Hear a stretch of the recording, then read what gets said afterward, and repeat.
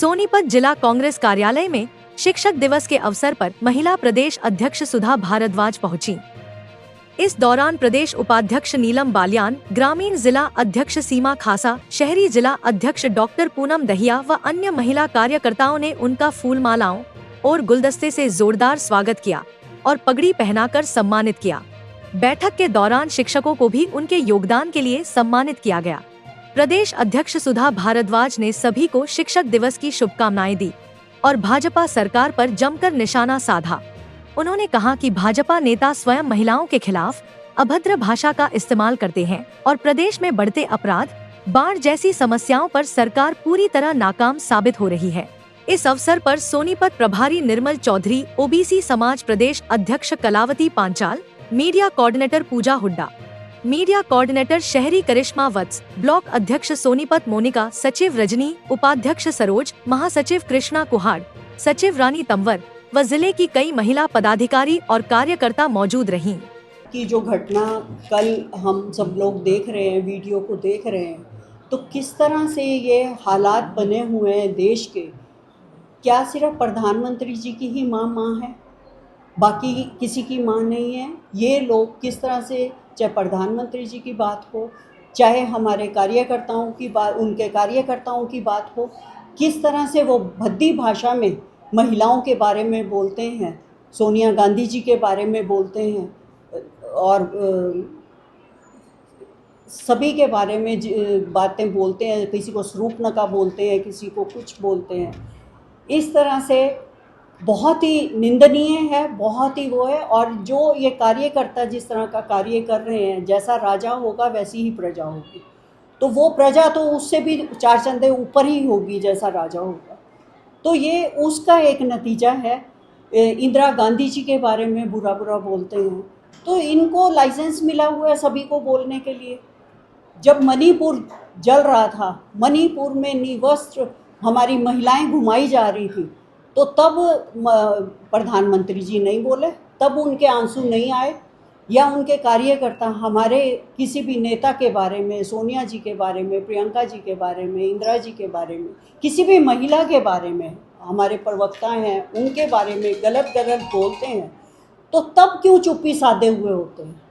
तो ये बहुत ही निंदनीय है। हर एक की माँ बराबर है, हर एक स्त्री का मान सम्मान होना चाहिए हमारे भारत में, और ये हमारे संस्कार हैं।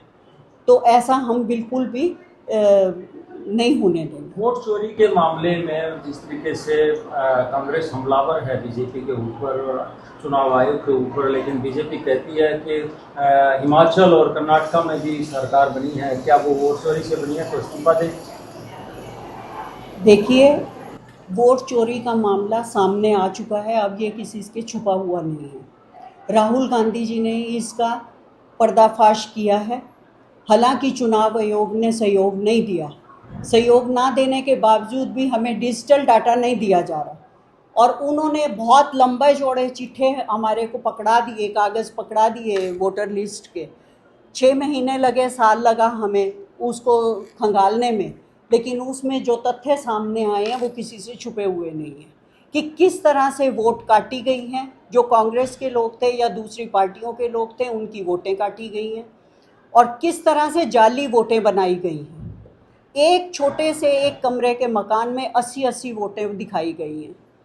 एक व्यक्ति जो है 3 स्टेट में उसका नाम है वोटर लिस्ट में, तो ये कैसे पॉसिबल हो सकता है? और ये तो हमने सीधे तौर पे दिल्ली के इलेक्शन में, क्योंकि दिल्ली के इलेक्शन हम सब टीम गई थी महिला कांग्रेस की, 1 महीना हम वही थे, और हमें वोटर लिस्ट दे दी गई थी, एक बूथ हमें संभलवा दिया गया था। तो मेरी जो हरियाणा की टीम थी वो जुलाना गांव में, उधर हमारी ड्यूटी लगी हुई थी, तो हमने देखा तो 50% से अबव जो वोट थी, जो 50%, क्योंकि हमें वो लिस्ट दी गई थी, उसमें हम घर घर जाकर इंक्वायरी की और उसमें टिक लगाना था जो फॉल्स थी, F लिखा और सारा डिटेलिंग की। तो हमें पता लगा कि इसमें से 50% से अबव जो हैं वो फेक वोट्स थे। वहाँ पे वो लोग रहते ही नहीं थे, उनको पता ही नहीं है, ना आस पड़ोस को पता है, ना और है, ना घर का एड्रेस वो दिया गया है। तो ये सभी जगह ये इसी तरह से हो रहा है। अब बिहार में लोग जिंदा हैं, उनकी वोट काट दी गई है। 70 साल की एक औरत है तो फॉर्म 6 का उपयोग जो है उसने 3 बार किया है, जबकि वो प्रथम टाइम जब कोई भी वोटिंग करता है तो फॉर्म 6 तब भरा जाता है। तो 3 बार उस 70 साल की औरत ने कैसे वो भरा? तो ये कितने तथ्य आए हैं, अभी भी इनको प्रत्यक्ष को प्रमाण की ज़रूरत है। तो सत्य थे, वो सारी चीज़ें हमें जनता के सामने देनी थी, हमने वो जनता के सामने रख दी हैं।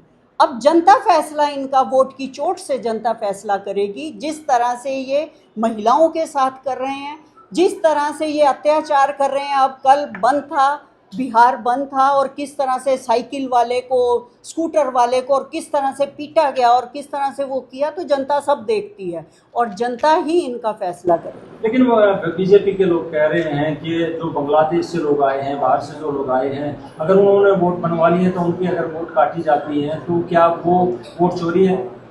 आधार कार्ड बने हुए हैं, आधार कार्ड में उनके नाम है, तो वोट क्यों काटी जाएगी? कहीं का भी रहने वाला हो, जब जिस एरिया में चला गया है उसका आधार कार्ड बन गया है, तो उसकी वोट कैसे काट सकते हैं? और चुनाव आयोग साथ नहीं दे रहा, चुनाव आयोग उनके साथ मिला हुआ है। तो ये सारी जो सिचुएशन है, इससे जनता ही लड़ेगी और हम तब तक लड़ते रहेंगे जब कि ये वोट का अधिकार अपने जो जनता है उनको नहीं मिल जाता, क्योंकि ये संविधान और लोकतंत्र को बचाने का फैसला है। आज आपने अपने संबोधन में युवाओं के संस्कार की बात की है, आपने युवाओं पे चोट की है, तो क्या कहना चाहिए? देखिए, आज जो स्थिति, महिलाओं की जो स्थिति हो रही है, जिस तरह से हरियाणा में अपराध आए दिन बढ़ते जा रहे हैं, किसी को भी किसी का डर नहीं रहा। चाहे आप हरियाणा के किसी भी कोने को देख लो, रोज़ाना आप अखबार में कोई ना कोई वारदात ऐसी देखेंगे जिससे कि दिल दहल जाता है। मैं पानीपत भी गई, 6 साल की बच्ची के साथ अभी वारदात हुई। क्या 6 साल की बच्ची, कह देते हैं कि अपने आप भाग गई जी, या इसके अफेयर्स थे? क्या 6 साल की बच्ची अफेयर्स कर रही थी? क्या 70 साल की औरत जो है वो सुरक्षित नहीं है, घर में सुरक्षित नहीं है, सड़क पे सुरक्षित नहीं है, स्कूल में सुरक्षित नहीं है? तो क्या ये एटमॉस्फेयर गवर्नमेंट हमें दे रही है? महिलाओं को क्या दे रही है? सुरक्षा का किसको देने का अधिकार, जो सुरक्षा है महिलाओं को, बच्चियों को देने का अधिकार उसका सरकार का है ना, तो वो क्यों नहीं दे रही, क्यों नहीं कर पा रही? और गुंडागर्दी इतनी बढ़ गई है, आए दिन सरेआम गोलियां चल रही हैं हरियाणा में, जो कि एक शांत हरियाणा था, कभी भी इस तरह की वारदात नहीं। पंचकुला की बात लूँ, पंचकुला बिल्कुल शांत एरिया है, उसमें आए दिन गुंडागर्दी हो रही है। यमुनानगर है, आए दिन सरेआम घरों में जा जाके गोलियां मारी जा रही हैं। तो कहाँ है सरकार, कहाँ है एडमिनिस्ट्रेशन? बाढ़ से आए बने हालात को बीजेपी आपदा बता रही है, आप क्या कहते हैं? बाढ़ से आए आपदा बता रही है, तो उसका समाधान कौन करेगा? सीवरेजेस जो हैं उनको कंट्रोल क्यों नहीं, पहले से सफाई क्यों नहीं की जाती, ताकि उसका निकास जो है पानी का अच्छी तरह से हो सके? उनको भी पता है आपदा आ सकती है और बारिश का मौसम है, आएगा, पानी हमारे पास ज़्यादा आएगा, लेकिन वो सीवरेजेस जो व्यवस्था करनी है उससे पहले, तो वो तो सरकार का काम है ना, सरकार करेगी काम। तो वो सरकार क्यों नहीं अपनी जिम्मेवारी वो कर रही, वो दूसरों पे टालने की क्यों बात कर रही है? सरकार अब 11 साल से सरकार है, अभी भी वो कांग्रेस ने ये किया, कांग्रेस ने ये किया, तो अभी भी वो इस बात को नहीं वो कर रही कि हमने क्या किया 11 साल का, वो गिनवा दे ना, क्योंकि उनके पास गिनवाने को कुछ है ही नहीं। जनता बेहाल हुई पड़ी है, हरियाणा तो बिल्कुल ही बुरी हालत हो गई। भाजपा तो हमलावर, कांग्रेस उसको ऐसा एक वीक पॉइंट मिला हुआ है, ऐसा वो मिला हुआ है कि जो भी चीज़ हो उस पर छोड़ दो। हमारे जो पूर्वज कांग्रेसी थे, चाहे नेहरू जी हो, चाहे इंदिरा जी हो, चाहे राजीव जी हो, उनको नहीं अभी तक छोड़ रही हैं, तो और तो बात बहुत है। और मैं इस आपके माध्यम से अपने जो यहाँ पर सोनीपत के जिलाध्यक्ष बने हैं कमल दीवान जी को और संजीव दहिया जी को, उनको मुबारकबाद देती हूँ और उम्मीद करती हूँ कि ये कांग्रेस की जो विचारधारा है उसको आगे बढ़ाने में काम करेंगे, और महिला कांग्रेस हरदम इनके साथ कंधे से कंधा मिलाकर खड़ी रहेगी और हर प्रोग्राम में, हर उसमें सब लोग शामिल होंगे और मिलकर कार्य करेंगे। सबसे पहले तो मैं पूरे देश को, पूरे प्रदेश हरियाणा प्रदेश को सोनीपत वासियों को शिक्षक दिवस की हार्दिक शुभकामनाएं देता हूं। और आज हमारे लिए बड़ा अच्छा और शुभ दिन है कि आज जो हमारी हरियाणा प्रदेश महिला कांग्रेस की अध्यक्ष सुधा भारद्वाज जी आए, तो तहे दिल से इनका स्वागत करता हूं। और जो आज इन्होंने यहाँ पे आके एक मीटिंग ली, पूरी महिला शक्ति को इकट्ठा किया, पूरी ताकत दिखाई। और मैं आपके चैनल के माध्यम से बताना चाहूँगा, जिस तरीके से कांग्रेस का संगठन बना है, आज सुधा जी आई यहाँ पे और महिला शक्ति एक हो रही है। आप आने वाले समय में देखेंगे कि कांग्रेस एक नई ऊंचाइयों पे पहुँचेगी और दिन पर दिन जो है संगठित होती जा रही है। छोटी मोटी जो कमियां थी हमारी दूर हो जा रही हैं। और मैं चाहूँगा कि सुधा जी हमेशा जो है थोड़ा सोनीपत पे भी नज़र रखें, थोड़ा ध्यान दें और हमें मार्गदर्शन दें, और जैसे जो हम की पार्टी के लिए आगे सब मिलजुल के काम करते रहें। जगत महान न्यूज़ के लिए सोनीपत से तेजवीर सिंह की रिपोर्ट।